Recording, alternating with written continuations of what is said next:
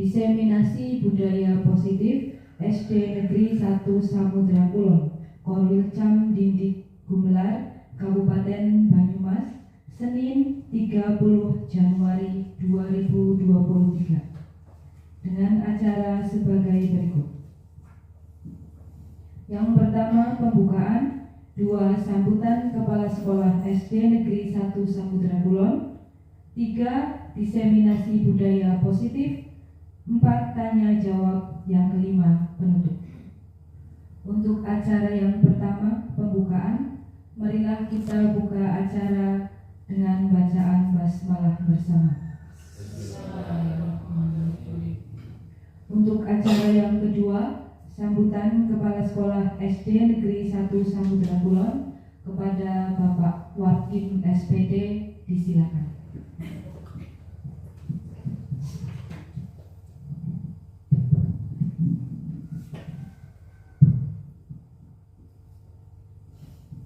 Bismillahirrahmanirrahim. Assalamualaikum warahmatullahi wabarakatuh. Alhamdulillahirrahmanirrahim. Wabihi nasta'in wa ala umuri dunya waddin. Wassalatu wassalamu ala asrofil anbiya'i wal mursalin Sayyidina wal maulana Muhammadin wa ala alihi wa sahbihi ajma'in. Amma ba'du. Yang saya hormati Bapak, Ibu, Dewan Guru, peserta diseminasi budaya positif di SD Negeri 1 Samudra Kulon, yang saya hormati dan saya banggakan, dan tak lupa kepada Ibu Alipi Sukmawati Wardani SPD SD yang akan menyampaikan diseminasi budaya positif pada kali ini yang berbahagia. Pertama, marilah kita memanjatkan puji syukur kehadirat Allah Subhanahu wa Ta'ala yang telah melimpahkan rahmat, taufik, hidayah serta inayahnya kepada kita, sehingga alhamdulillah pada siang hari ini walaupun terasa agak panas, tapi tetap kita eksis untuk melaksanakan kegiatan yang hubungannya dengan peningkatan keprofesionalan seorang guru, termasuk pada diseminasi budaya positif ini. Bapak Ibu yang saya hormati, untuk kegiatan ini kami mengucapkan berbangga. Karena apa? Karena kegiatan ini adalah kegiatan yang menunjang tugas pokok dari seorang guru, termasuk pada guru penggerak yang sekarang ini sedang kita galakan. Yang perlu diketahui bahwa untuk pembelajaran di era sekarang ini itu berbeda sekali dengan pembelajaran di era zaman dulu, karena sekarang kita sudah mengenal adanya proyek profil pelajar Pancasila, yang di sana nanti utamanya dalam pembelajaran itu memfokuskan utamanya kepada anak. Jadi fasilitas pembelajaran yang utama itu berfokus pada anak. Guru sebagai sebagai moderator saja. Anak yang nantinya berkreasi dalam pembelajaran. Sehingga tepat sekali dengan adanya diseminasi budaya positif ini. Dan kami sedikit untuk menyampaikan apa sih yang dimaksud dengan proyek penguatan profil pelajar Pancasila yang sering kita dengar dikenal dengan istilah P5. Sebenarnya kami pun masih begitu awam, karena P5 ini, proyek penguatan profil pelajar Pancasila ini, merupakan hal yang baru bagi kami, karena dengan adanya program ini pun pemerintah secara tatap muka itu belum mengadakan suatu sosialisasi dengan proyek ini. Adanya yaitu dengan cara istilahnya itu adalah webinar atau seminar jarak jauh, sehingga pengalaman ini agak sedikit ragu. Karena apa? Karena kalau seseorang menimba ilmu tidak berhadapan langsung dengan gurunya, itu kadang kurang begitu. Sehingga ini mungkin ada pandangannya yang berbeda-beda. Tapi kita sebelum melangkah harus berhati-hati dengan proyek ini, karena pemerintah sudah membuat undang-undangnya untuk dipelajari terlebih dahulu, sehingga walaupun nanti banyak pendapat yang berbeda, tapi nanti pada titik akhirnya itu ada kesamaan persepsi tentang proyek profil pelajar Pancasila ini. Perlu saya sampaikan, kami pun ini ambil dari pedoman dari Kemendikbud, sedikit menyampaikan apa artinya proyek penguatan profil pelajar Pancasila. Yang dilansir dari dokumen yang diterbitkan oleh Kemendikbud, bahwa proyek penguatan profil pelajar Pancasila yang dikenal P5 itu dalam kurikulum Merdeka adalah kegiatan kokurikuler berbasis proyek yang dirancang untuk menguatkan upaya pencapaian kompetisi dan karakter sesuai dengan profil pelajar Pancasila. Ini yang dimaksud dengan proyek penguatan profil pelajar Pancasila. Ini kami pun menyadul dari dokumen dari yang diterbitkan oleh Kemendikbud. Sedikit saya sampaikan ini. Untuk P5 ini ada 5 dimensi. Dimensi yang pertama adalah beriman dan bertakwa kepada Tuhan Yang Maha Esa dan berakhlak mulia. Nah, di sini kita tonjolkan tentang seperti halnya pada Pancasila, bahwa beriman dan bertakwa kepada Tuhan Yang Maha Esa ini dititik beratkan atau ditunjukkan yang paling awal. Karena apa? Karena kita sebagai makhluk Allah Subhanahu wa Ta'ala, harus pengabdiannya yang utama adalah kepada Yang Pencipta. Dan kita juga menanamkan kepada anak agar keesaan Tuhan ini harus benar-benar tertanam, dan keimanan harus tertanam kepada siswa. Yang kedua adalah berkebinekaan global. Yang ketiga gotong royong. Yang keempat mandiri. Yang kelima bernalar kritis. Yang keenam kreatif. Inilah yang nanti akan ditemukan dalam pembelajaran proyek di sekolah Bapak Ibu masing-masing. Nah, itu saja yang saya sampaikan dalam sambutan ini, dan kami mohon kepada Bapak Ibu yang sebagai peserta untuk nanti agar hidup komunikasinya, panjenengan banyak-banyaklah bertanya kepada yang sebagai narasumbernya atau yang akan menyampaikan tentang diseminasi budaya positif ini.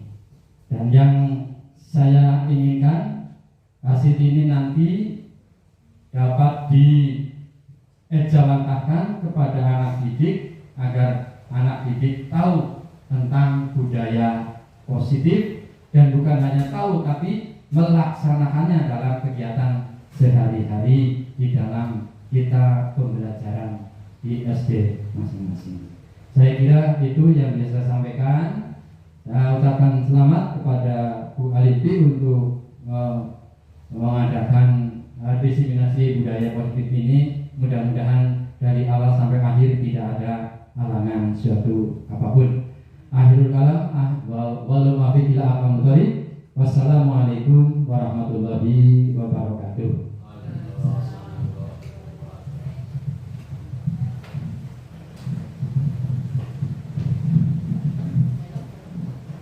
Dilanjutkan acara yang ketiga,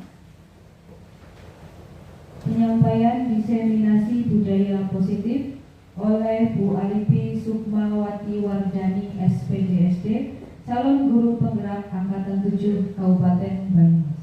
Kepada Bu Alifi disilakan.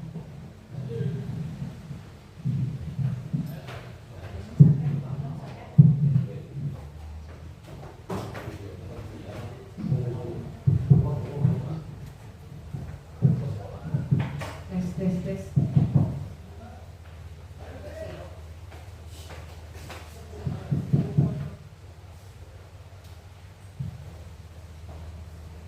Assalamualaikum warahmatullahi wabarakatuh. Waalaikumsalam warahmatullahi wabarakatuh. Selamat siang, salam dan bahagia sejahtera. Salam sejahtera untuk kita semuanya. Alhamdulillahirabbil alamin. Segala puja dan puji syukur marilah kita panjatkan kehadirat Allah Subhanahu wa taala.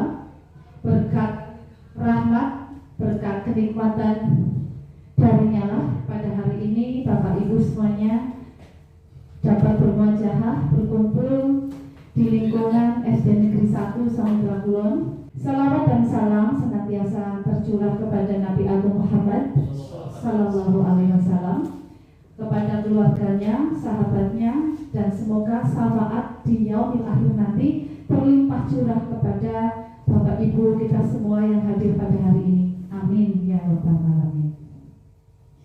Yang saya hormati Kepala Sekolah SD Negeri 1 Samudra Kulon, Bapak Warking SPD. Yang saya hormati Bapak Ibu peserta diseminasi budaya positif. Pada kesempatan hari ini, sebelum saya memulai acara diseminasi, terlebih dahulu saya ingin menghaturkan banyak terima kasih di tengah-tengah kepadatan Bapak Ibu melaksanakan aktivitas yang sangat berat, tetapi atensi dan kehadirannya berkenan untuk menghadiri diseminasi pada hari ini, sehingga saya pribadi mengucapkan banyak terima kasih. Dan yang kedua, memohon maaf yang sedalam-dalamnya, karena jelas sekali aktivitas yang padat, rutinitas saya tahu sedang padat-padatnya, tetapi dengan hadir di sini aktivitas terhenti, mungkin terhambat, saya mohon maaf yang sedalam-dalamnya. Bapak Ibu peserta diseminasi, Bapak dan Ibu guru hebat, untuk diseminasi pada siang hari ini saya beri judul diseminasi budaya positif. Diseminasi ini dalam kata bahasa Indonesia itu artinya pengibasan atau namanya penyebaran tentang budaya positif. Sudah seringkali kita mendengar adanya budaya dan adanya positif, dan digabungkan menjadi penyebaran budaya positif. Yang namanya budaya itu merupakan hasil dari cipta karya dari manusia. Tentunya budaya ini sudah ada sejak zaman dahulu kala. Dan positif adalah baik. Jadi budaya itu hasil karya cipta rasa manusia yang baik. Dan mengapa menjadi budaya? Karena nanti akan menjadi sebuah kebiasaan. Jadi kalau saya nggak memaparkan budaya positif pun kayaknya sudah ada, tetapi karena ini merupakan satu keharusan yang harus saya lampaui, maka saya harus melaksanakan kegiatan ini. Pada awal slide yaitu tadi sudah saya sampaikan, slide yang pertama salam, kemudian tujuan dari diseminasi, yaitu saya selaku guru penggerak selama 2 bulan ini mempelajari tentang berbagai hal yang berkaitan dengan murid dan budaya positif. Tujuannya bagi kami adalah guru itu harus bisa memahami setelah adanya kami mau kegiatan selama 2 bulan itu kami harus memahami dan juga mengaplikasikan. Setelah mengaplikasikan, kemudian berusaha untuk menyediakan, memahami kebutuhan dari kebutuhan belajar siswa. Di setiap sekolah pasti muridnya atau siswanya memiliki kebutuhan belajar yang berbeda-beda. Jangankan satu sekolah, satu kelas saja kita memiliki murid dengan banyak beragam kebutuhan. Oleh sebab itu, saya selaku guru penggerak dan teman-teman saya harus bisa memahami kebutuhan belajar. Monggo Pak, monggo, ini Bapak Nur Siti itu harus selalu dengan amunisi kopi. Iya, ngopi dulu, diem baik, ngopi dulu, monggo. Sambil santai, nanti Bapak Ibu dapat menikmati hidangan ala kadarnya nih sambil kita bersama-sama berdiskusi. Hakikatnya kita sedang berdiskusi, saya memaparkan satu materi, nanti Bapak Ibu dapat melaksanakan diskusi bersama-sama.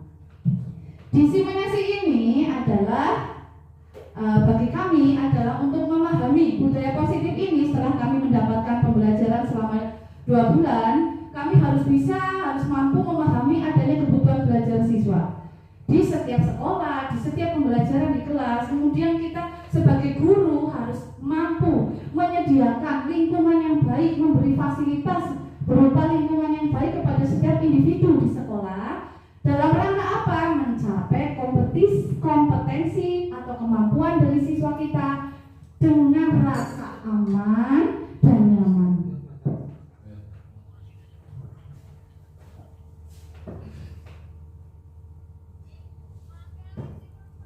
Saya yakin sekali Bapak Ibu semuanya adalah Bapak Ibu guru yang hebat, yang tidak usah didiseminasi pun pasti sudah melaksanakan pemahaman kebutuhan belajar siswa di setiap kelas masing-masing. Setelah kita melakukan awal pembelajaran, kita memahami dengan melakukan asesmen penilaian awal, pembelajaran awal. Disitulah kita akan mengetahui tentang kebutuhan belajar siswa, yaitu di manakah letak kemampuan anak didik kita, sampai di mana atau kekurangan, kelemahan, kekuatan dari anak didik kita. Setelah itu kita menghadirkan lingkungan yang baik, lingkungan yang kondusif agar mereka anak didik kita dapat meningkatkan kompetensi dengan aman dan nyaman.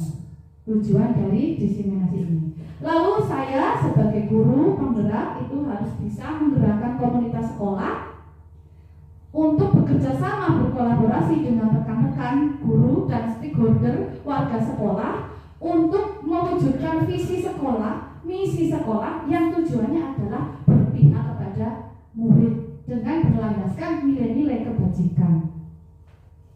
Slide selanjutnya, tujuan dari diseminasi secara umum.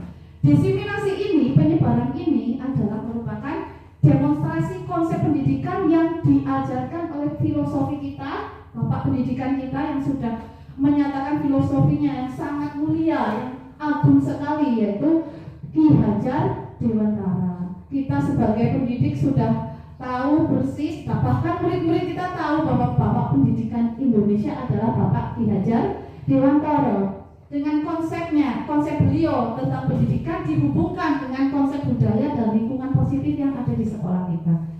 Saya juga harus mampu melakukan evaluasi dan refleksi. Setelah ini saya harus melakukan evaluasi, kemudian refleksi bersama dengan warga sekolah mengenai konsep dari budaya positif yang ada di sekolah kita untuk menciptakan profil pelajar Pancasila seperti yang sudah dijelaskan oleh Bapak Kepala Sekolah, bahwa nilai kebajikan yang harus ada, yang harus dimiliki oleh murid, siswa atau anak Indonesia adalah nilai kebajikan yang dikenal dengan profil pelajar Pancasila. Nanti bersama-sama kita akan membuka apakah itu profil pelajar Pancasila. Kemudian memahami peran guru harus membangun. Disinilah peran guru yang harus membangun budaya positif dengan menerapkan konsep disiplin positif dalam berinteraksi, bergaul, bersosialisasi dengan murid di sekolah kita. Kemudian secara khusus, diseminasi ini memiliki tujuan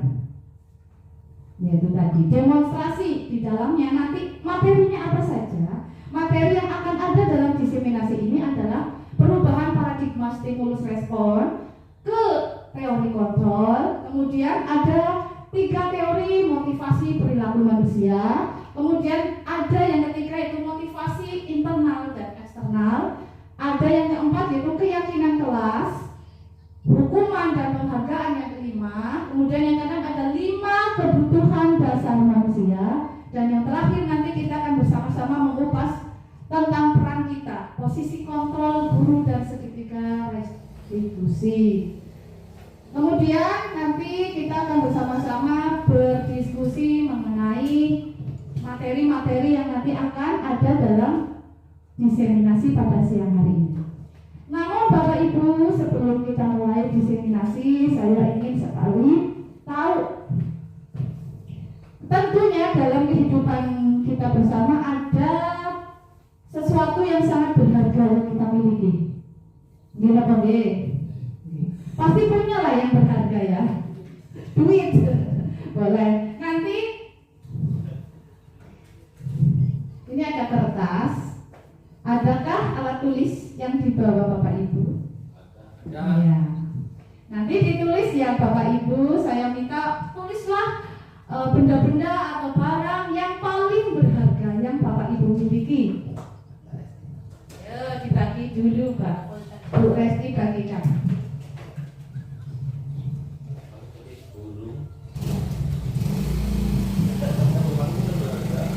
Saya ingin tahu sekali benda apakah yang paling berharga yang dimiliki oleh Bapak Ibu.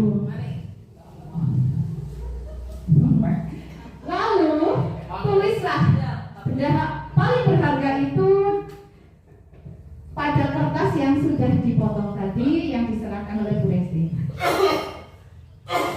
Anggaplah kertas itu adalah benda paling berharga. Kalau Ibu saat ini tadi ketika benda yang paling berharga uang bagi saya, ya ditulis uang. Ada yang barangkali suami, perbulan benda ya, kami makhluk ya, apa-apa tapi kan itu berharga kan? Tapi berharga bagi kita, silakan boleh ditulis. Atau ada yang nah, ya berharga saja, tidak berharga. Apa? Silakan, monggo ditulis. Setelah itu, sudah semuanya. Benda banyak coba. Nggih, benda saja. Mau uang tamu berikut nih. Sudah menulis semua. Lalu genggamlah sekuat tenaganya. Genggam. Dan di sekitar Anda, Bapak Ibu, ada yang menginginkan benda itu. Benda yang menurut Bapak Ibu itu berharga sekali, tetapi ada yang menginginkannya. Bapak Ibu tentu akan berusaha sekuat tenaga ya, mempertahankan.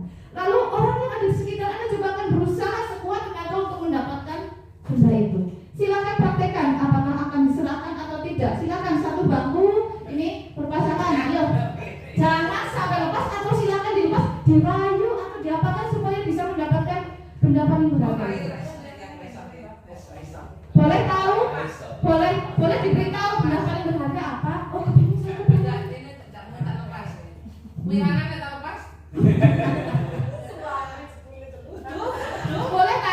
Boleh tanya benda paling berharganya belum apa terus? HP Mbak.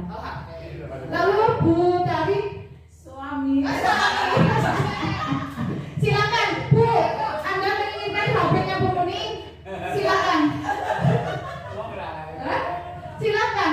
Pokoknya di sini peraturannya benda yang paling berharga itu harus didapatkan dan yang mempunyai itu harus sekuat tenaga mempertahankan. Silakan.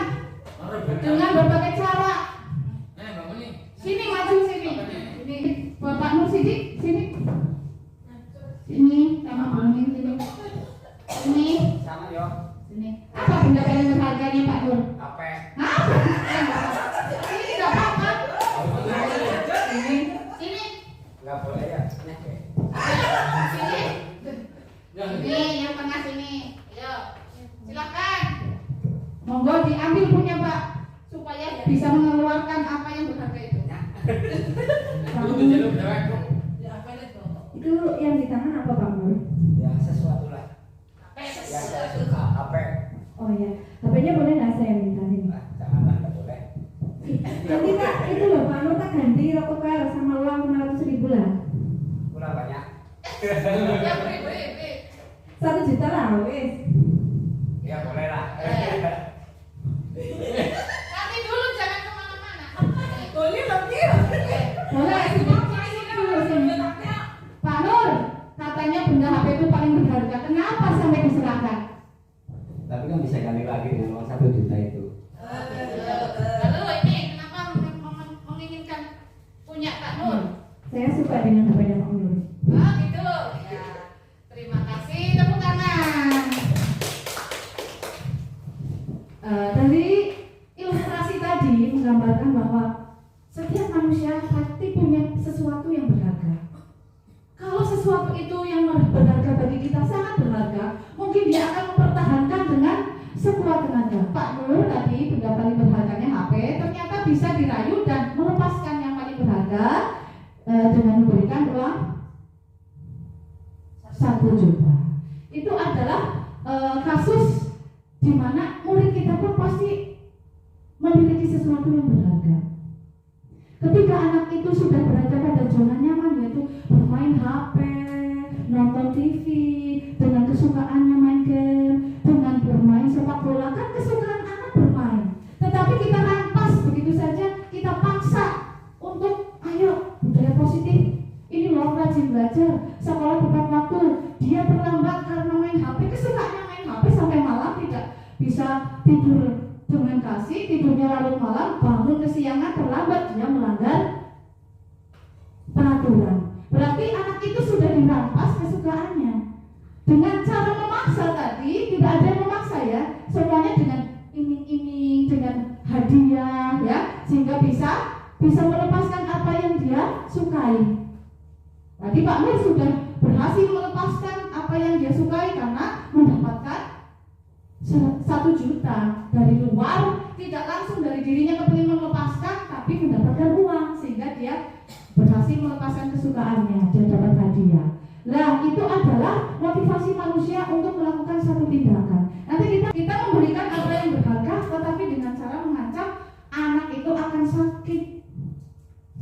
Anak itu terlambat datang dan dihukum. Rasa sakit anak ada apa tidak kira-kira? Ada. Saya pun pernah ketika waktu kecil mendapatkan hukuman, sampai sekarang masih teringat sepanjang hayat, dendam, rasa benci kepada guru yang telah melaksanakan hukuman kepada saya masih teringat sampai sekarang. Nah, jadi tadi ilustrasi itu sudah menggambarkan adanya budaya positif yang nanti akan kita buka bersama-sama ketika dilaksanakan, apakah itu dengan kepatuhan yang dengan hukuman, dengan paksaan, dengan hadiah, dengan pujian, atau yang sakamnya dari diri anak sendiri. Intinya kalau sesuatu yang dipaksa tidak akan bagus hasilnya. Dan tadi yang dipaksa dengan uang, hadiah juga tidak akan bagus, karena dia akan menyerahkan lagi. Aku nggak mau, kalau punya barang berharga aku nggak mau diselamatkan lagi. Aku ingin mendapat hadiah lagi, ya kan? Selalu ketika memberikan sesuatu harus mendapatkan imbalan. Pasti akan berefek panjang juga. Dia akan selalu ingin dapat imbalan kalau melakukan sesuatu. Lanjut Bu. Nah, padahal kalau kita terapkan pada anak, bahwa tugas kita bukan memaksa. Kalau kita memaksakan sesuatu kepada anak, misalkan dalam pembelajaran kita memaksakan anak, itu hasilnya tidak baik. Ki Hajar Dewantara itu mengatakan dalam pernyataannya tentang pendidikan bahwa guru, nah kita ambil contoh yang dikatakan oleh Bapak Ki Hajar Dewantara. Kita ambil contoh perbandingannya dengan hidup tumbuh-tumbuhan seorang petani. Dalam hakikatnya sama kewajibannya dengan seorang pendidik yang menanam padi misalnya, hanya dapat menuntun tumbuhnya padi, ia dapat memperbaiki kondisi tanah, memelihara tanaman padi, memberi pupuk, air, membasmi ulat-ulat dan jamur-jamur yang mengganggu hidup tanaman padi dan sebagainya. Itu adalah filosofi dari Ki Hajar Dewantara yang menggambarkan kita sebagai seorang petani, sama saja sedang menanam padi dan padinya itu adalah murid kita. Lanjut. Uraian ini dapat disimpulkan bahwa sekolah diibaratkan sebagai tanah tempat bercocok tanam, sehingga seorang guru perlu mengusahakan agar sekolah menjadi sebuah lingkungan yang menyenangkan, aman, nyaman untuk bertumbuh, serta dapat menjaga dan melindungi setiap murid dari hal-hal yang kurang bermanfaat dan melindungi setiap murid dari hal-hal yang kurang bermanfaat atau bahkan mengganggu perkembangan potensi murid. Dengan demikian, salah satu tanggung jawab seorang guru adalah bagaimana kita sebagai guru harus bisa menciptakan suatu lingkungan yang positif yang terdiri dari warga sekolah. Warga sekolah di sini adalah tentu saja bapak kepala sekolah, komite sekolah, bapak ibu guru, karyawan, siswa-siswi, kemudian ada wali murid, masyarakat, kemudian ada yang pedagang kantin-kantin. Itu merupakan bagian dari warga sekolah yang saling mendukung, saling belajar, saling bekerja sama sehingga tercipta kebiasaan-kebiasaan baik, dan dari kebiasaan-kebiasaan baik itu akan tumbuh menjadi karakter-karakter baik bagi warga sekolah, dan pada akhirnya karakter-karakter dari kebiasaan-kebiasaan baik itulah yang akan membentuk sebuah budaya positif. Lanjut, seperti yang telah diurai di awal bahwa tugas kita itu tidak memaksakan sesuatu yang kita inginkan kepada murid kita.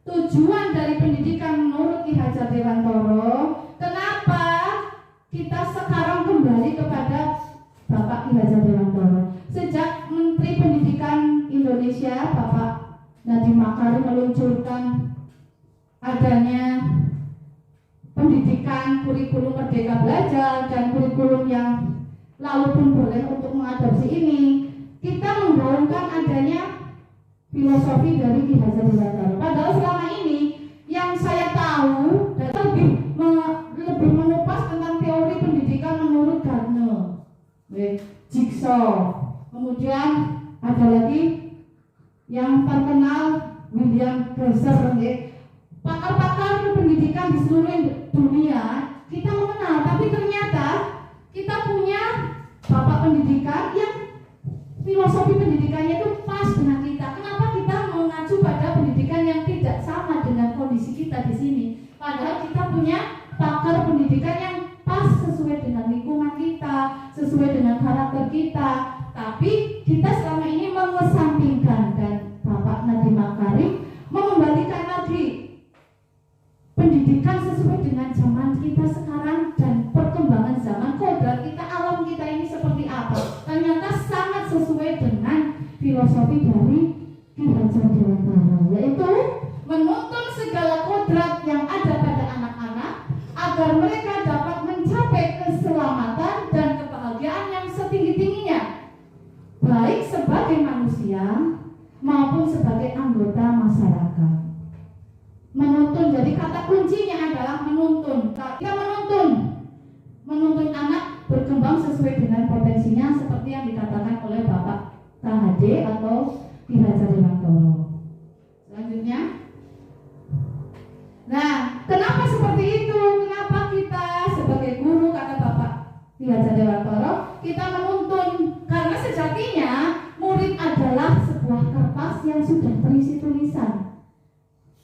Tulisan itu samar-samar. Kita sebagai guru tinggal menebalkan saja tulisan yang sudah samar-samar itu. Tetapi selama ini kita menganggap anak-anak itu kertas kosong yang belum ada isinya.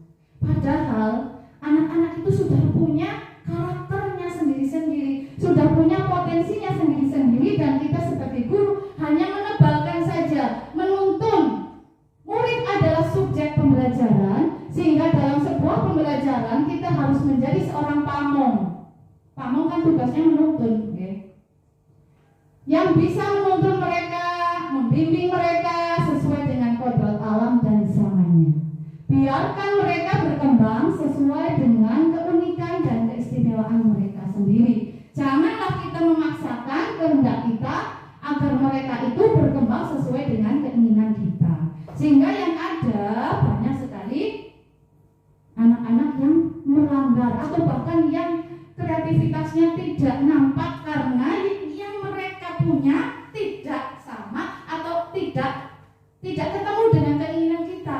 Kita ingin matematikanya semuanya 100, tetapi tidak semua anak punya bakat untuk berhitung. Ada yang punya bakat seni, ada yang punya bakat bahasa, ada yang punya bakat olah tubuh, olahraga, dan kita selama ini memaksakan secara akademik harus sukses.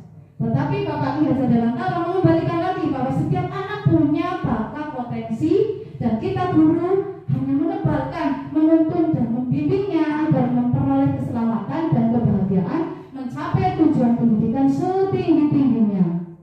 Yang ketiga, sebagai pendidik kita harus menumbuhkan budi pekerti dalam diri setiap anak dengan menjadi role model. Ini yang sulit sekali. Mengajar dengan kapasitas yang mungkin sangat pintar seperti dosen, tapi dia tidak bisa mendidik. Karena mendidik pasti mengajar, tetapi mengajar belum tentu mendidik karena ada karakter di dalamnya yang harus ditumbuhkan pada anak. Dan siapa ya yang menjadi teladan di sekolah? Ya tentu saja adalah bapak dan ibu guru yang menjadi role model atau teladan yang baik. Sehingga kewajiban kita tidak membentuk mereka supaya sama dengan kita, tetapi kita akan memberikan teladan yang baik sehingga mereka meniru apa yang kita lakukan tanpa kita harus memaksa. Biasanya kalau memaksa itu dengan perkataan. Anak-anak, buang sampah di tempatnya dengan perkataan. Tetapi kita sendiri tidak melaksanakan. Kayaknya itu tidak akan 100% berhasil. Tetapi apabila kita langsung di depan anak-anak mengambil, diletakkan di tempat sampah, tidak usah kita berbicara atau mengatakan sesuatu, anak akan mengikuti. Nah begitu, jadi role model ini yang sulit bagi kita. Bagaimana menciptakan anak yang memiliki profil pelajar Pancasila diawali dari bapak dan ibu guru. Maka bapak ibu guru yang guru hebat silakan sambil makan tidak apa-apa, sambil minum juga tidak apa-apa, supaya lebih enak ya. Karena situasi siang itu kan ini kerok-kerok nih dan mengantuk. Medan nopo, teh sobat nopo teh nopo niku dinikmati. Selanjutnya, selama 2 bulan ini saya juga bersama teman-teman mempelajari nilai guru penggerak, bahwa sebagai guru kita harus memiliki nilai-nilai, yaitu nilai berpihak pada murid.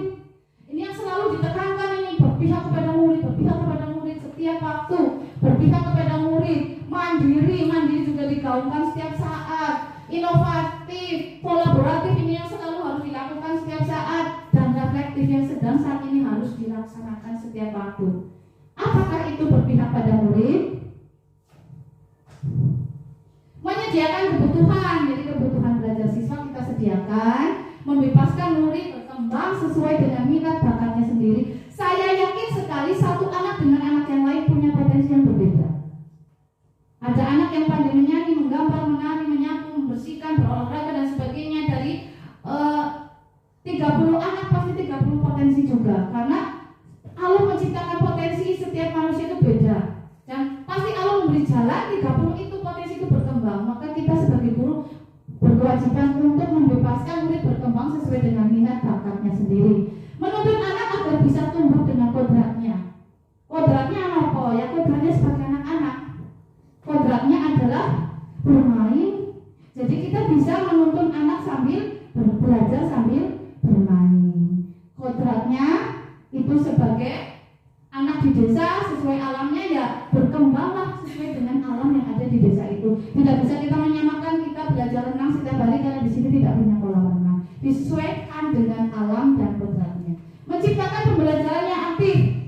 Nah ini sedang digaung-gaungkan selalu untuk menciptakan pembelajaran yang aktif dan menyenangkan. Tentunya Bapak Ibu semuanya sudah sering mempraktekkan pembelajaran yang aktif dan menyenangkan dengan mengcombine dari materi dengan metode dengan berbagai alat peraga yang memungkinkan anak itu aktif, tidak duduk santai saja atau duduk dengan rapi, karena pola anak sekarang itu tidak bisa disamakan dengan pola anak zaman Belanda yang duduk rapi takut dengan kritikan. Anak sekarang tidak takut dengan kritikan karena dia lebih tajam mulutnya kepada orang tuanya ya. Nanti yang ada malah pada demo ke sekolahan karena anak saya dipaksa begini, dipaksa begitu. Tetapi kita memaksa anak untuk melihat kita dengan kekinian yang mereka sedang, model yang sedang ada pada mereka. Misalkan kalau kita mau harus belajar dengan TikTok ya dengan TikTok, kalau belajarnya dengan YouTube ya dengan YouTube, okay? Dengan apa yang sedang kekinian saat ini, sehingga tidak usah dipaksa. Alat-alat itu, media itu yang akan memaksa anak, dan anak akan melihat tanpa kita harus ngorong-ngorong, ya. Tidak, bocah, oh ya, kayak gini, sinoli pilih polos mau melalui. Dengan pembelajaran yang aktif dan menyenangkan, dengan sendirinya pemikiran anak akan membuka sendiri. Tidak usah kita yang susah payah membuka, tetapi biarlah media-media itu yang akan membuka pikiran anak-anak kita, karena ya zamannya seperti itu. Kalau kita maksakan dengan zamannya kita nggak nyambung, yang ada malahan cenderung tidak aktif, pasif, tes oleh Doremi. Ya, tidak sepenuhnya salah anak juga, karena kita tidak mau memberikan pembelajaran yang aktif dan menyenangkan. Lanjut. Mandiri ini memiliki daya lenting atau memiliki motivasi dalam diri untuk mengembangkan diri dengan misalkan pelatihan-pelatihan yang kemarin PMN juga sudah sampai berapa, yaitu merupakan ini kemampuan kita untuk meningkatkan. Ini mandiri kita sendiri yang harus memiliki motivasi, bukan didorong oleh karena peraturan pemerintah dan lain sebagainya. Kemudian yang selanjutnya inovatif, yaitu tadi menyusun pembelajaran online. Dalam hal ini adalah pembelajaran yang dikombinasikan dengan internet, Canva, Classpoint, Google Meet, dan lain-lain sebagai variasi dalam pembelajaran supaya tidak monoton. Selanjutnya, kolaboratif, yaitu membangun rasa percaya, membangun rasa saling menghargai dengan semua warga sekolah. Satu sekolah harus saling percaya, harus saling menghargai, bekerja sama untuk mengisi dan melengkapi dari visi sekolah itu sendiri. Jangan sampai dalam satu sekolah warga sekolahnya itu tidak saling bekerja sama, dan kita dituntut untuk bisa melaksanakan bekerja sama atau berkolaborasi dengan warga sekolah tempat kita berada. Lalu selanjutnya, sebelum kita masuk ke profil belajar Pancasila, saya ingin menguji konsentrasi supaya nggak ngantuk. Ayo konsentrasi. Berdiri semuanya, Bapak Ibu. Masih kuat? Berdiri? Ya. Belajar, mau coba konsentrasinya baik apa enggak? Ikuti ya perkataan saya. Ayo sambil melepaskan. Angkat tangan ke atas, ke samping, ke bawah, Depan. baru ke bawah ngikutin begini. Tidak konsentrasi. Angkat tangan ke atas, tidak konsentrasi. Buyar. Iya buyar. Angkat tangan ke bawah, aja maksud. Ke samping, pegang hidung. Iya. Hidungnya ada bulan balik. Kupingnya tok sih kan.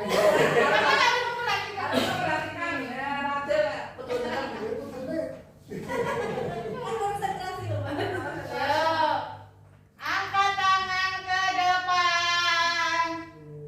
Ya. Angkat tangan ke atas. Putar-putar. Stop. Putar-putar. Ya. Stop.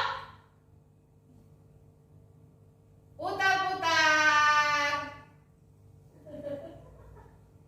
Hidung. Ya, konsentrasinya mulai baik. Bagus. Sekarang coba. Kalau saya mengatakan kita bermain gitu ya. Kalau Bapak Ibu kan manusia. Ya. Manusia maka harus merasa dirinya manusia. Ya. Kalau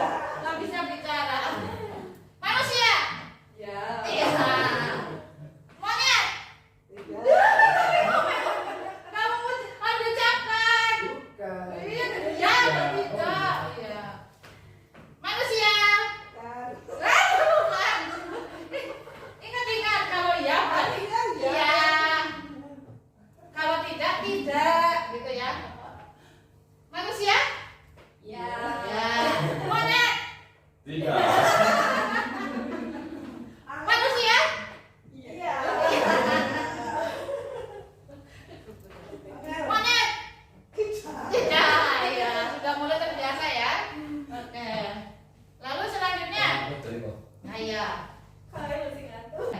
Sekarang bermain lempar angka. Kalau berarti berpasangan. Sini coba berdua sini saya ayo. Sini maju sini. Sini maju. Yo maju sini. 1, 2, 3 ya. 1, 2, 3. Kalau 1 loncat. Pas 1 pokoknya loncat. 1, 2, yang kebagian 1 loncat. Oh, gitu. Loncat di tempat ya? Loncat di tempat. 4 kali. Tapi nggak mengucapkan. Pas 1 itu tidak mengucapkan tapi dengan meloncat. Siap? 1, 2, 3. 1. 2. Ngomong. 2, 3. 3, 4. Enggak cuma Oh, 1. enggak. Lompat ya? Kalau Iya. 1 lompat. Iya. Ulang. Lagi ya. Oh, iya. Yo, iya. Utari. 1, Jangan ngomong. Ngomong. 2, 3. 3. 2, 1.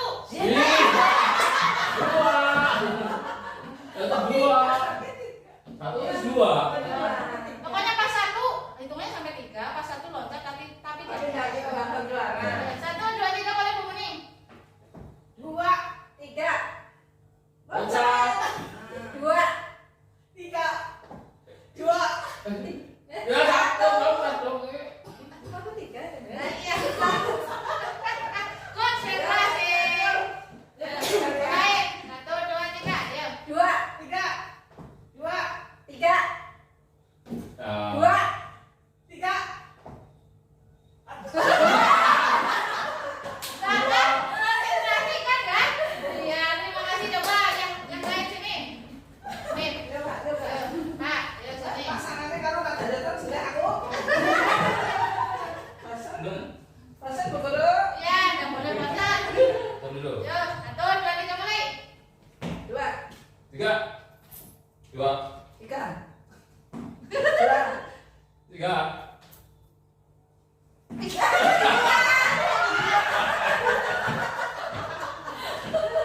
Iyo, tepuk tangan. Oke. Selanjutnya kita akan masuk lagi ya setelah tadi. Mbak dinikmati monggo, dinikmati. Nanti juga ada kayak gitu lagi masih banyak. Monggo. Dimensi profil pelajar Pancasila. Jadi nilai-nilai kebaikan. Bapak Ibu. Kita lanjut ya sambil Bapak Ibu megang, nggak apa-apa. Dalam kebajikan, nilai-nilai kebajikan yang harus kita wujudkan pada anak didik kita adalah yang dikenal dengan profil pelajar Pancasila. Apakah itu profil pelajar Pancasila? Yaitu tadi nilai-nilai kebajikan yang diyakini kebenarannya dan harus dilaksanakan oleh siswa di seluruh Indonesia yang terdiri dari 6 dimensi profil pelajar Pancasila. Yang paling atas itu ada beriman dan bertakwa kepada Tuhan Yang Maha Esa dan berakhlak mulia. Yang kedua, berkebinekaan global. Yang ketiga, gotong royong. Yang keempat, mandiri. Yang kelima, bernalar kritis. Dan yang keenam, kreatif. Ada lagunya ya? Sudah mengenal lagu ini? Sudah ya, yang sudah mengenal ya mari kita nyanyi. Ada gerakannya juga ya.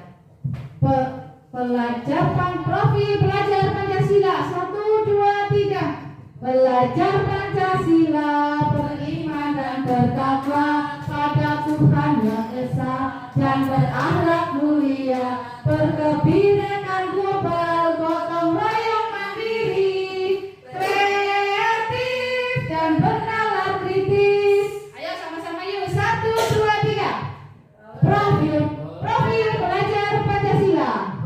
Belajar Pancasila, beriman dan bertakwa pada Tuhan Yang Esa dan berakhlak mulia, berkebinekaan global, gotong royong mandiri, kreatif dan bernalar kritis. Ayo. 1, 2, 3. Belajar Pancasila, beriman dan bertakwa pada Tuhan Yang Esa dan berakhlak mulia, berkebinekaan global, gotong royong mandiri, kreatif dan bernalar kritis. Lanjut.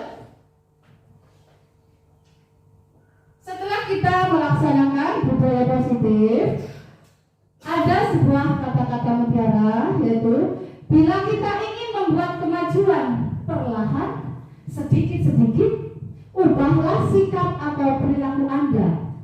Namun bila kita ingin memperbaiki cara-cara utama kita, maka kita perlu mengubah kerangka acuan kita. Ubahlah bagaimana Anda melihat dunia, bagaimana Anda berpikir tentang manusia. Ubahlah paradigma Anda, skema pemahaman, dan penjelasan aspek-aspek tertentu tentang realitas. Bahwa realitasnya itu seperti ini. Kita harus merasa diri kita itu berada kepada anak-anak, dengan anak-anak, bahwa anak-anak itu dunianya seperti ini, kita dunianya seperti ini, nyambung ya. Melihat aspek-aspek secara realitas, kenyataannya seperti ini, sehingga kita harus mengubah paradigma lama kepada paradigma yang baru. Nah, inilah kenapa sekarang kita dituntut untuk mengalami sebuah perubahan tadi. Kalau kita ingin mengubah sesuatu dan secara kita sudah memiliki teori-teori ini, teori perubahan paradigma, yaitu dari perubahan yang lama, stimulus respon, ke perubahan teori kontrol. Sedangkan dalam dunia pendidikan, kalau kita masih berada pada pola yang lama, tidak berada pada perubahan paradigma yang baru, maka jangan harap adanya sebuah perubahan yang baik. Apakah itu perubahan-perubahan yang terjadi? Ternyata sudah ada teori William Glasser tentang perubahan kontrol. Kita bandingkan dari perubahan stimulus respon ke teori kontrol. Stimulus respon memandang kebutuhan manusia itu sama. Itu perubahan paradigma yang lalu itu seperti itu, bahwa kebutuhan manusia itu sama. Anak ya pinter kabeh, nggak asing bodoh. Labelnya tuh cuma dua, pinter dan bodoh. Pinter kalau bodoh, kebutuhan manusia dalam belajar itu, anak-anak itu ya ada pinter ada bodoh. Padahal pinternya anak itu beda kebutuhannya, ada yang kebutuhannya ingin berhitung, membaca, menulis, ngarang cerita, puisi, menari, kebutuhan sama pada stimulus respon. Dan pada teori kontrolnya di William Glasser, kebutuhan manusia, kebutuhan anak itu berbeda. Bisa kita lihat ya, dari kebutuhan manusia sama berubah menjadi kebutuhan manusia itu secara realitas itu berbeda. Nah kemudian dalam stimulus respon, semua orang itu melihat yang sama, hal yang sama. Semua sama, ayo kita majukan pendidikan dengan akademik, olimpiade matematika sampai ke tingkat dunia. Semua melihat yang sama dulu. Perspektif manusia, guru utamanya melihat manusia yang pintar adalah manusia yang pintar matematika, cerdas dalam berhitung. Semua guru melihat hal yang sama. Tetapi pada pada teori kontrol, setiap orang itu memiliki gambaran yang berbeda. Jadi kita harus bisa memberi gambaran pada anak-anak itu dengan gambaran yang beda, jangan disamakan. Itu menurut teori William Glasser. Kemudian stimulus respon memandang kita itu harus mencoba mengubah orang lain yang berpandangan beda, itu harus sama. Anak itu harus sama dengan kita, pandangan kita itu harus seperti ini, anak harus seperti ini. Pada teori kontrol kita harus berusaha memahami pandangan orang lain tentang dunia. Jangan memaksakan orang lain supaya mengikuti pandangan kita.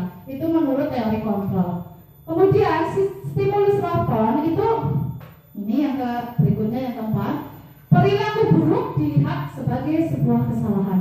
Itu yang kita alami dari kecil. Kalau kita memiliki perilaku buruk, salah, bocah salah, ya. Tetapi kalau anak itu pintar, dapat 100, bocah benar. Itu menurut stimulus respon. Menurut teori kontrol, semua perilaku anak baik itu salah atau benar itu memiliki tujuan, memiliki alasan masing-masing. Dan stimulus respon, orang lain bisa mengontrol saya karena kita memaksakan kehendak pada anak itu harus kita kontrol, kita yang mengontrol anak itu.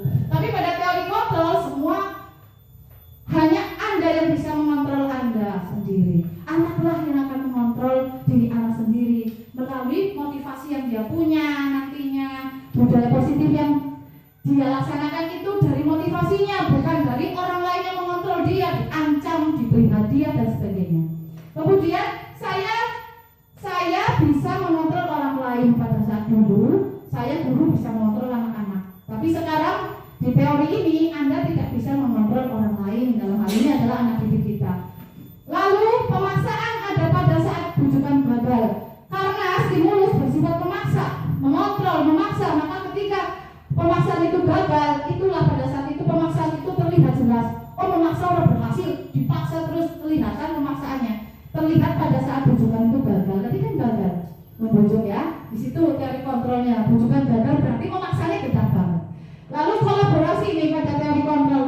Kolaborasi dan konsensus menciptakan pilihan-pilihan baru. Kita berkolaborasi dengan anak untuk mencapai tujuan. Anak ingin apa? Lalu kita berkolaborasi dengan guru, kita sepakat, kita laksanakan. Dari pilihan-pilihan itulah nanti akan menciptakan satu pilihan-pilihan baru.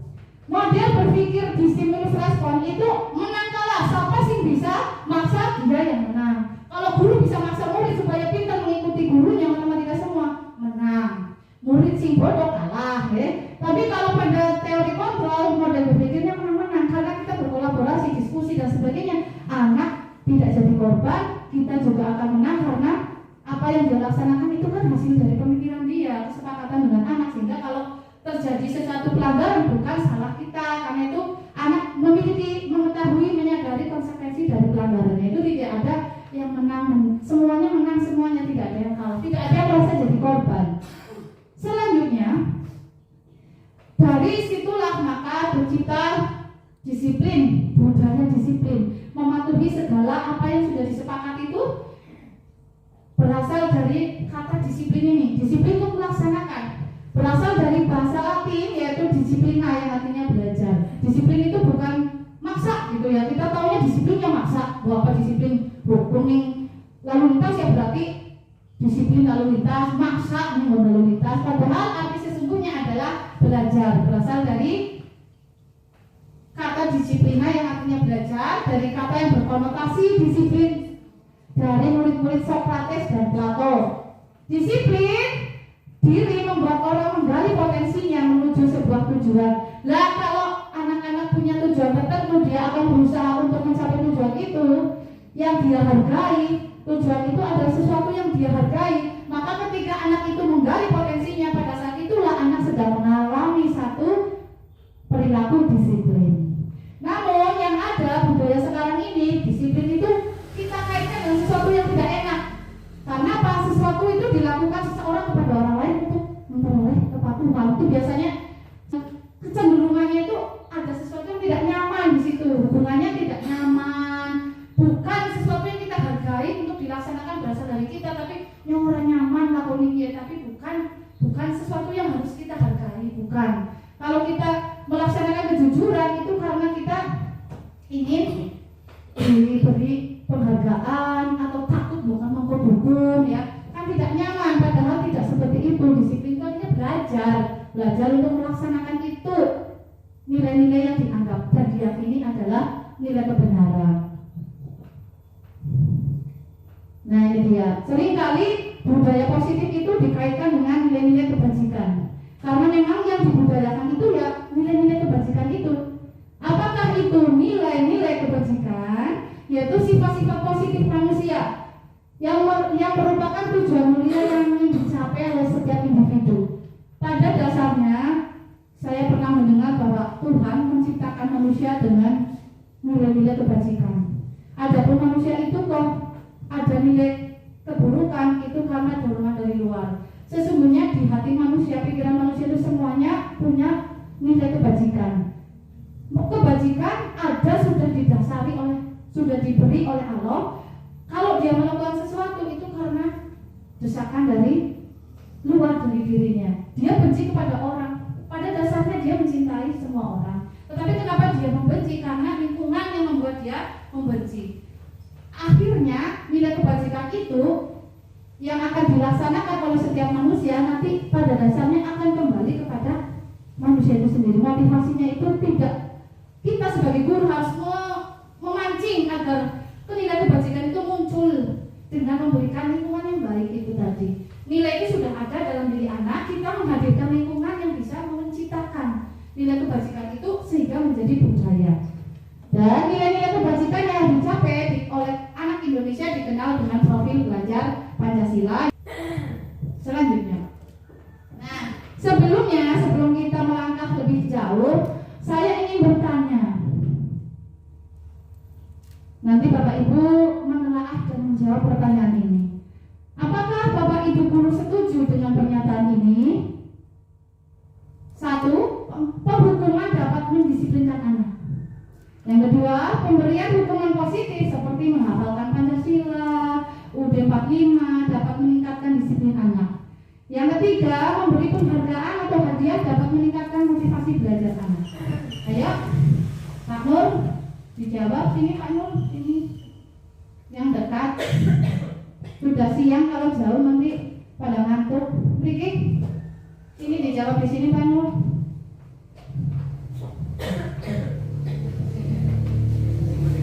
Ya, tiga-tiganya lah. Dijawab. Pengumuman dapat Setuju apa tidak? untuk pernyataan nomor 1 sangat setuju bagi saya Bu. Oh, iya. Pengumuman dapat mendisiplinkan anak itu bagi saya itu sangat setuju. Sedangkan untuk nomor 2 pemberian hukuman positif seperti menghafalkan Pancasila itu mungkin untuk sesaat karena dituntut untuk menghafalkan. Setelah menghafalkan Pancasila ya akan kembali lagi ke sikap awal yaitu tidak disiplin. Nomor 3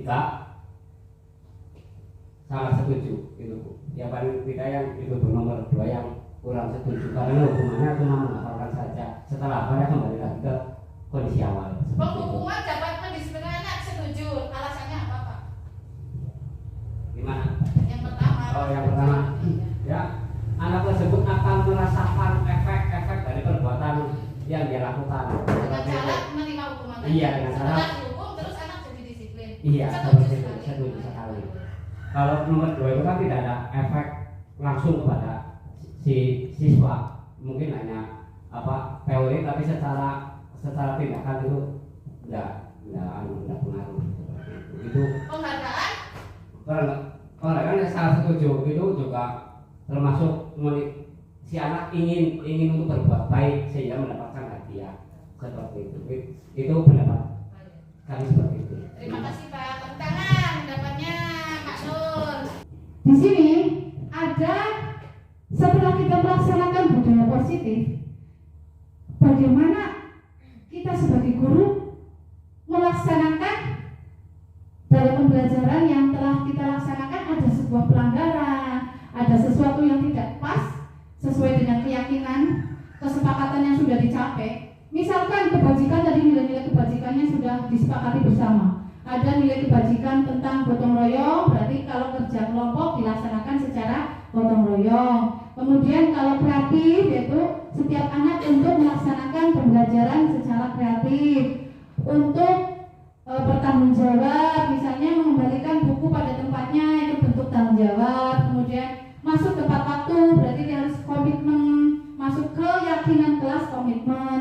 Lah, kalau ada anak yang terlambat masuk, tidak melaksanakan kesepakatan, kita sebagai guru memposisikan sebagai apa?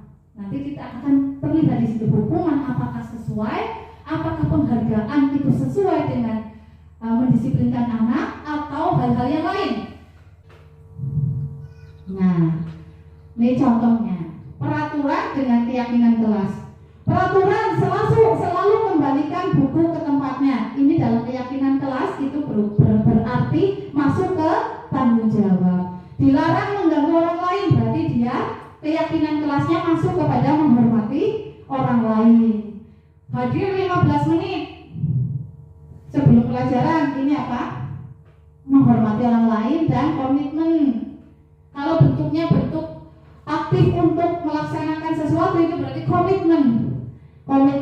Kalau kita berhubungan dengan orang lain, berarti masuk keyakinan kelas menghormati orang lain. Dilarang menggunakan narkoba, itu kesadaran diri, keyakinan yang berasal dari diri karena keselamatan. Masuknya ke kesehatan, keselamatan, bergantian menunggu giliran berhubungan dengan orang lain, maka menghormati orang lain dan bersabar. Gunakan masker kan untuk keyakinan karena kita ingin sehat, maka masuk ke dalam kesehatan, keselamatan. Jangan berlari di kelas atau di koridor, masuk ke keyakinan kelas, keselamatan dan keamanan. Dan saya juga di kelas saya sudah melaksanakan keyakinan kelas yang berasal dari kesepakatan semua anak dan dijadikan kesepakatan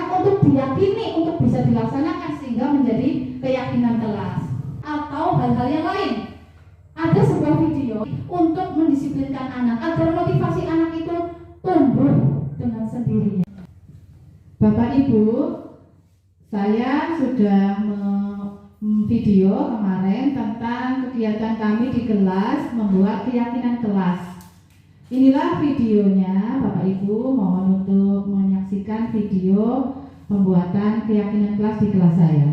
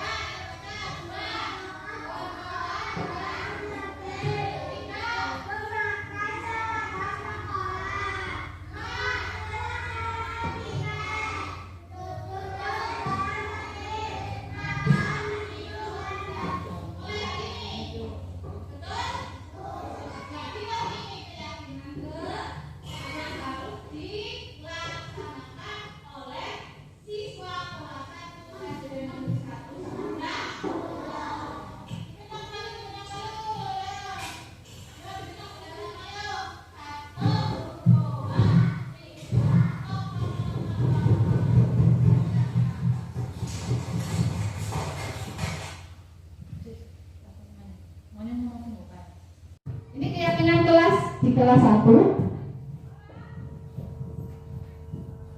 ini ada datang tepat waktu, memakai seragam Biar rapi, setiap hari berdoa sebelum dan sesudah pelajaran. Kemudian ada kayak sulit ya, tidak dipasang sih ya. Ada belajar dengan bersungguh-sungguh, kemudian mengikuti dan mengerjakan tugas tepat waktu, menjaga kebersihan kelas dan sekolah. Kemudian yang bawah jujur dan mandiri, jujur tidak nyontek, mengerjakan sendiri, mandiri apa-apa dikerjakan sendiri, tidak minta bantuan kepada orang tua, saling menghormati dan menyayangi, tidak keliling-keliling di kelas, bermain di kelas. Kemudian bersikap baik, ramah dan santun. Ini keyakinan kelas yang sudah disepakati di kelas saya. Dan Bapak Ibu, saya memiliki video tentang posisi kontrol guru dan segitiga restitusi. Di manakah posisi kita ketika murid kita memiliki masalah? Inilah videonya, monggo dipun periksani.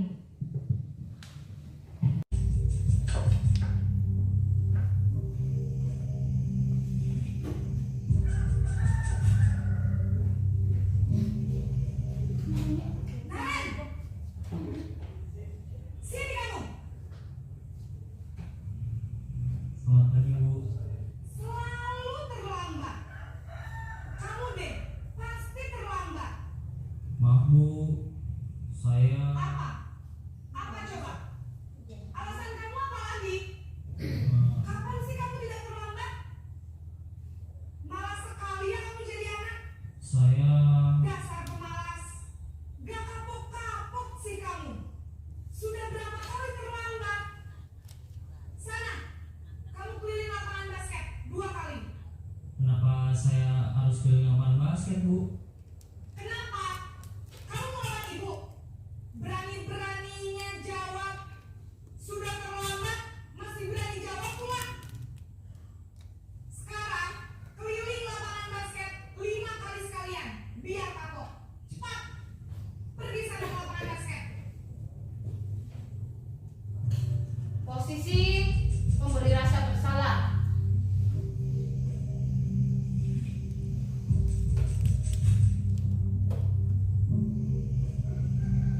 Naren,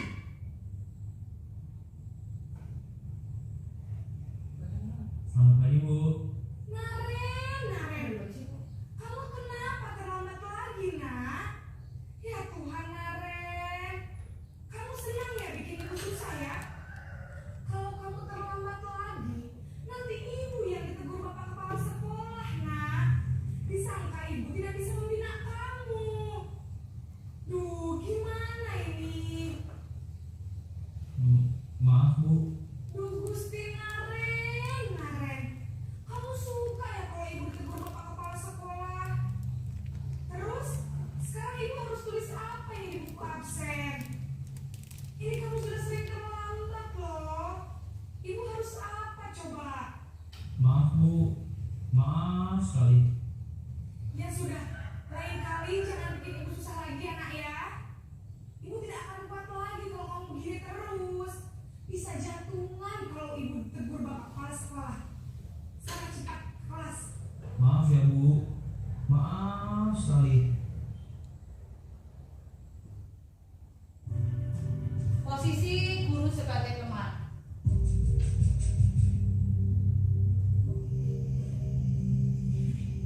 Kasusnya sama, tapi posisi guru masing-masing beda. Memposisikan.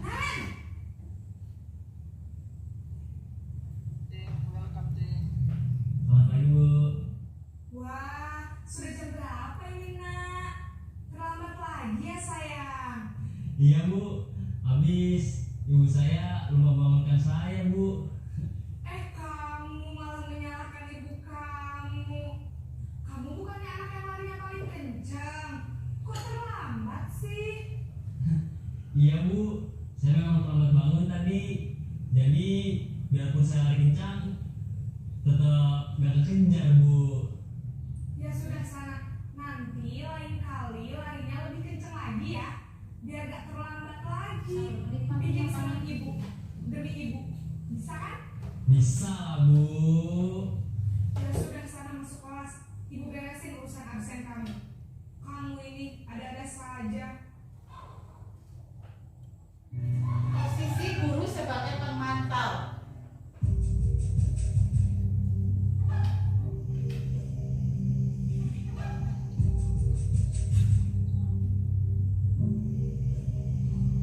Naren,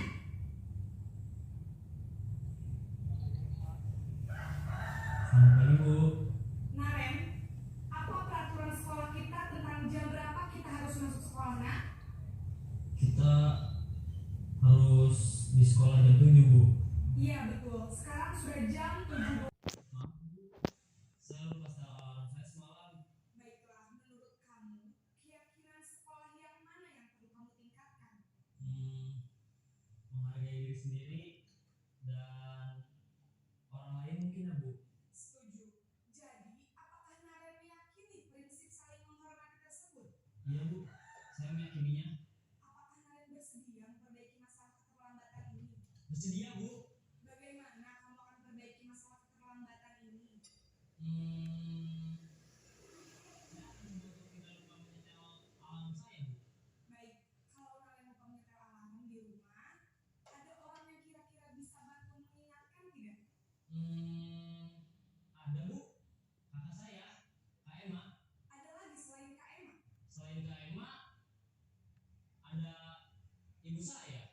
Baik, jadi yang mengingatkan Naren adalah Kak Emma dan ibu kamu ya? Kira-kira akan mulai set alarm kapan nih Naren? Setelah pulang sekolah, akan segera saya lakukan. Baik, jadi Naren akan setel alarm untuk bangun besok pagi dan akan diingatkan oleh kakak dan ibunda Naren ya. Ada lagi yang mungkin perlu dilakukan Naren agar tidak terlambat bangun lagi? Tidak ada Bu. Baik Naren, terima kasih untuk kerjasama kamu. Sekarang kamu perlu kembali ke kelas untuk belajar. Baik Bu, terima kasih.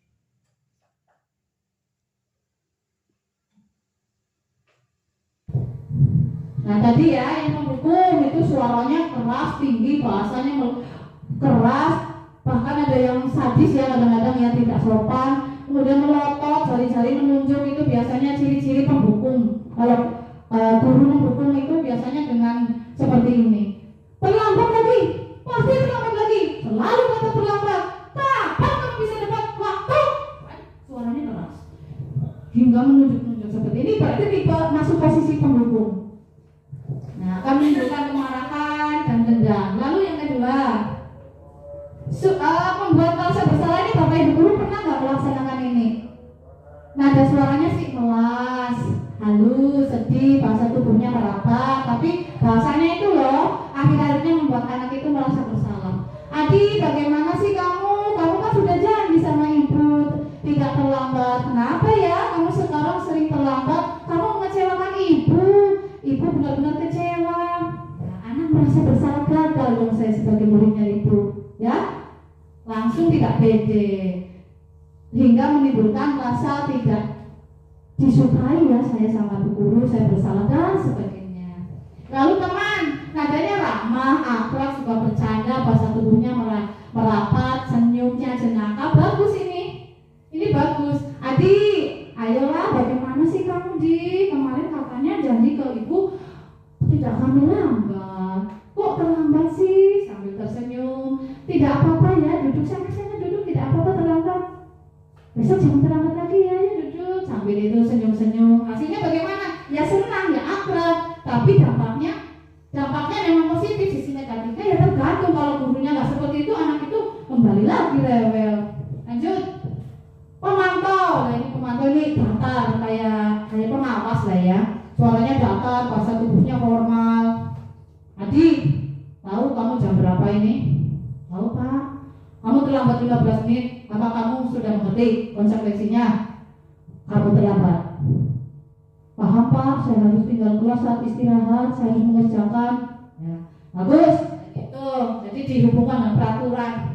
Lalu yang selanjutnya, manajer. Nah ini suaranya tulus, ingin memperbaiki, kemudian bahasanya tidak kaku, mendekat pada murid, dan intinya di sini adalah bersama-sama mencari solusi untuk memperbaiki kesalahan itu. Kenapa kamu terlambat? Bagaimana cara kamu supaya tidak terlambat? Ya ditanya, validasi kesalahan, menstabilkan identitas. Nanti yang akan kita laksanakan pada restitusi. Selanjutnya. Baiklah Bapak Ibu, tadi sudah melihat video yang berisi posisi kontrol guru, di mana dalam satu kasus ada anak yang terlambat masuk kelas, akan tetapi di posisi mana seorang guru akan menyelesaikan permasalahan yang dihadapi oleh anak didiknya. Tentu saja banyak dari kita yang masuk ke tadi pernah mengalami seperti ini, pernah menghukum siswa kita karena melakukan satu pelanggaran. Apakah hukuman baik untuk mendisiplinkan anak didik kita? Hukuman itu bersifat tidak terencana atau tiba-tiba. Anak tidak tahu apa yang akan terjadi dan tidak dilibatkan dalam memperolehkan hukuman itu. Hukuman bersifat satu arah. Dari pihak guru saja yang memberikan, dan murid hanya menerima bentuk hukuman itu tanpa kesepakatan atau arahan dari pihak guru sebelum ataupun sesudahnya. Hukuman bisa berupa fisik maupun psikis. Murid akan merasa tersakiti dari perbuatan atau kata-kata yang diberikan oleh guru. Lanjut yang kedua. Padahal kalau kita melaksanakan hukuman atau penghargaan berupa imbalan atau pujian, itu ternyata karena sifatnya itu sementara, sama seperti Pak Daryo tadi, bahwa hukuman menyebabkan anak patuh, iya. Menyebabkan hadiah, menyebabkan anak patuh, iya, bisa. Pujian bisa menyebabkan anak patuh melakukan sesuatu, betul. Tetapi sifatnya hanya sementara. Bahkan hukuman bisa menyakiti anak tersebut dan terbawa berkepanjangan traumatisnya sampai dewasa, bahkan sampai mati. Kemudian hadiah, pujian itu diberikan oleh guru kepada anak, baik motivasi, tetapi motivasinya hanya sementara karena itu bukan dari dirinya. Kalau dia mendapatkan hadiah, dia akan mematuhi. Apabila tidak diberi hadiah, maka dia tidak akan mematuhi. Sehingga bentuk hukuman, penghargaan itu tidak baik untuk mendisiplinkan anak, karena baik hukuman ataupun penghargaan adalah cara-cara mengontrol seseorang yang justru menghancurkan potensi anak itu untuk melakukan pembelajaran yang sesungguhnya. Sesungguhnya anak itu bisa melaksanakan itu, tetapi karena dia dihukum sehingga potensinya tidak keluar, yang ada rasa takut, rasa tidak nyaman. Kemudian hukuman, penghargaan juga sama, potensinya akan tidak keluar maksimal, hanya keluarnya itu ketika diberi imbalan itu. Jadi potensi tidak keluar maksimal, tidak keluar dengan sempurna dari diri anak itu sendiri. Konsekuensi setelah melaksanakan hukuman dan sebagainya tidak baik, maka diadakan satu kesepakatan kolaborasilah antara guru dan murid. Apabila ada pelanggaran, ini yang disebut konsekuensi. Konsekuensi sudah terencana karena sudah ada kesepakatan, sudah disepakati, sudah dibahas dan disetujui oleh murid dan guru. Umumnya bentuk-bentuk konsekuensi ini digunakan di sekolah yang berarah dua arah antara guru dan murid, ya, untuk mengetahui konsekuensi yang akan diterima. Anak itu sudah tahu lebih dulu karena sudah disepakati. Lanjutkan. Selanjutnya kita akan melaksanakan dari kasus yang tadi, kita nyambung ke restitusi ini. Kita harus melaksanakan ini sebagai guru. Tahapan selanjutnya proses menciptakan kondisi murid memperbaiki kesalahan tadi, hingga mereka kembali pada kelompoknya sudah memiliki karakter yang kuat. Oh, saya harus memperbaiki diri dengan cara saya seperti ini. Karakter yang lebih kuat itu akan membuat dia menjadi anak yang sukses di kemudian hari dan mencarikan solusi yang dia cari sendiri bersama gurunya, sehingga apa yang mereka inginkan akan terwujud, ya, karena merupakan kolaborasi dari guru dan siswanya. Selanjutnya, setiap orang pasti melakukan sesuatu, ada motivasinya.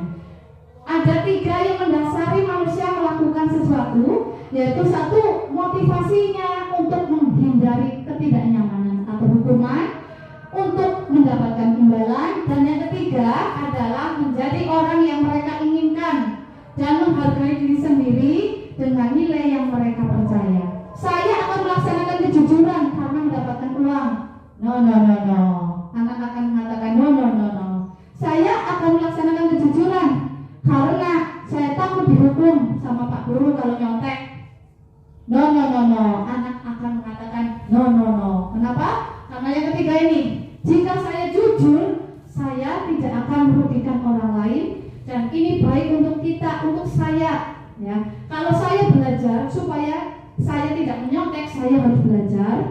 Ya, berarti menghindari ketidakjujuran, dan itu baik untuk saya dan orang lain. Karena orang lain juga pasti kepingin mendapatkan hasilnya sendiri, tidak dicontek oleh temannya. Jadi belajar dan kejujuran, dia mendapatkan motivasi dalam dirinya. Saya dapat pahala, saya dihargai oleh teman karena tidak mencontek, dan saya mendapatkan nilai baik dari pekerjaan saya sendiri. Lalu lanjut Bu. Nah, adanya pelanggaran tadi yang dilakukan oleh anak didik kita karena anak didik kita tidak terpenuhi adanya kebutuhan dasarnya, di mana kebutuhan dasar manusia yang pertama adalah bertahan hidup, yang kedua penguasaan, yang ketiga kesenangan, yang keempat kebebasan, kasih sayang dan diterima. Kalau seandainya anak itu bermain darah-darahan di dalam kelas, itu berarti anak itu tidak terpenuhi kebutuhan dasar yang seperti apa itu? Kalau bermain saja, anak-anak itu sering bermain di dalam kelas, yaitu misalnya darah-darahan atau bermain bola lah yang anak-anak itu, berarti dia tuh kebutuhan dasar yang mana yang tidak terpenuhi sehingga dia kok belajar di sekolah, di kelas kok malah kebebasan. Ada yang punya pendapat lain? Kebebasan? Atau ada yang bentuknya kesenangan? Kesenangan ya, karena dia senang hobi bermain bola, dan bermain bolanya tidak dilakukan di lapangan juga, tapi dilaksanakan di kelas sehingga mengganggu teman. Dan kita nggak boleh langsung menghukum anak itu, ternyata karena kebutuhan dasar kesenangannya ini tidak terpenuhi sehingga dia melakukannya di kelas. Sehingga nanti kalau pada restitusi kita mencari validasi kebutuhan dulu, tindakan dia melaksanakan itu karena tidak terpenuhinya kebutuhan akan kesenangan, sehingga nanti betul setiap orang pasti punya hobi, punya kesenangan, tetapi dilaksanakannya tidak tepat karena di dalam kelas, harusnya dilaksanakannya di lapangan gitu ya. Nanti jadi tidak merasa bersalah dan harus memperbaiki kesalahannya. Kemudian lanjut. Nah, ini segitiga restitusi menempatkan posisi guru sebagai manajer. Segitiga yang paling dasar ini adalah menstabilkan identitas. Ketika anak melakukan sebuah kesalahan, yang pertama menstabilkan identitas. Beri rasa tenang dulu. Sudah tahu anak itu melanggar kesalahan, malah heboh gurunya, meneriaki, menunjuk dan sebagainya. Berikan suasana yang tenang dulu supaya stabil emosinya. Lalu kemudian kamu satu-satunya yang pernah, bukan anak itu saja yang pernah, tanamkan pada anak itu bahwa anak itu tidak satu-satunya anak yang melakukan kesalahan itu. Semua manusia itu pernah mengalami satu peristiwa yang membuat salah. Semua orang ini pada stabilitas identitas. Kemudian pada yang kedua yaitu ada ini validasi kebutuhan. Memvalidasi, mengidentifikasi tindakan itu anak itu karena sedang tidak terpenuhinya di kebutuhan yang mana. Kalau makan jajan di kantin terlambat masuk karena kebutuhan adanya survival atau apa tadi yang pertama, bertahan hidup. Dia harus makan karena lapar sehingga dia terlambat. Ya, semua orang punya kebutuhan makan, tapi makannya tidak tepat karena melanggar jam pelajaran. Jadi supaya tidak makan di sekolahan, ya makan di rumah. Supaya makan di rumah, jangan terlambat sekolahnya, supaya punya waktu yang terlambat. Bagaimana supaya tidak terus saja digali, bagaimana memperbaiki kesalahan, alasan apa dia melakukan itu, memperbaikinya bagaimana, kebutuhan apa yang sedang dia ingin capai, pada validasi kebutuhan. Yang ketiga, menanyakan keyakinan. Setelah mencari solusi itu, diyakinkan bisa enggak keyakinan itu dilaksanakan. Mau bangun pagi? Mau. Bisa enggak melaksanakan itu? Bisa. Tidak terlambat lagi? Bisa enggak? Bisa. Nah, ini validasi keyakinan. Pada saat yang terakhir ini kita menanyakan keyakinan anak untuk melaksanakannya. Lanjut. Perbuatan salah itu hal yang manusiawi. Dalam restitusi, semua orang pernah berbuat salah. Tidak ada manusia yang sempurna. Bapak Ibu pun pernah membuat salah. Kita pasti bisa menyelesaikan permasalahan ini. Bapak Ibu tidak tertarik, Bapak Ibu tidak menghakimi kesalahan anak didik kita. Siapa yang salah, siapa yang benar, tidak lagi mencari seperti itu, Bapak Ibu lebih tertarik untuk menyelesaikan masalah. Kalau kamu menyalahkan dirimu sendiri secara terus-menerus, itu adalah perbuatan yang tidak baik untuk dirimu dan untuk orang lain. Itu tanamkan pada situ-situ seperti itu. Kemudian, nah ini, kamu bisa saja melakukan hal buruk, tapi kamu tidak melakukan. Kamu pasti punya alasan mengapa melakukan itu. Itu kalimat-kalimat yang harus diberikan kepada murid untuk memberi motivasi bahwa semua orang pernah berbuat salah dan bisa untuk memperbaiki kesalahan. Lanjutkan. Nah, ini dulu saya pernah melakukan salah satu kasus ketika anak didik saya terlambat. Ini seperti tadi. Suaranya tidak ada. Ini di kelas 5.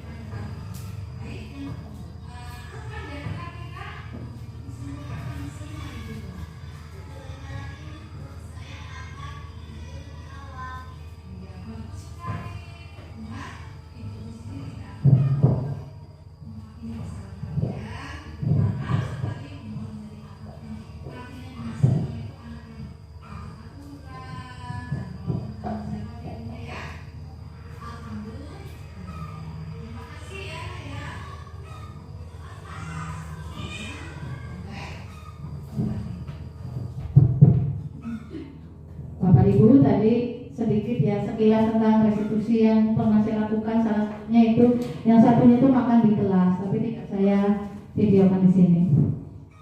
Diseminasi budaya positif di SD Negeri 1 Samudra Kulon, Guru Bergerak Indonesia Maju. Di mana ada kemerdekaan, di situ harus ada disiplin yang kuat. Sungguh disiplin itu bersifat self-disiplin, yaitu kita sendiri mewajibkan dengan sekeras-kerasnya, dan peraturan yang demikian harus ada di dalam suasana yang merdeka. Ki Hajar Dewantara, dikutip dari Ki Hajar Dewantara, salam guru penggerak, Guru Bergerak Indonesia Maju. Terima kasih. Wassalamualaikum warahmatullahi wabarakatuh. Ya, selanjutnya, jika ada salah ya mohon maaf, koreksi kalau ada kesalahan pada Ibu Guru.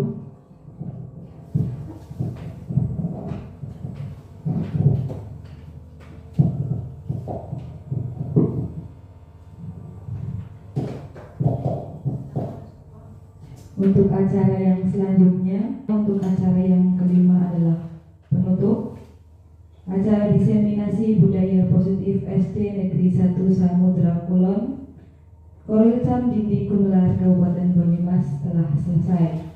Untuk itu acara kita tutup bersama dengan bacaan hamdalah bersama. Terima kasih. Wabillahi taufiq wal hidayah. Wassalamualaikum warahmatullahi wabarakatuh.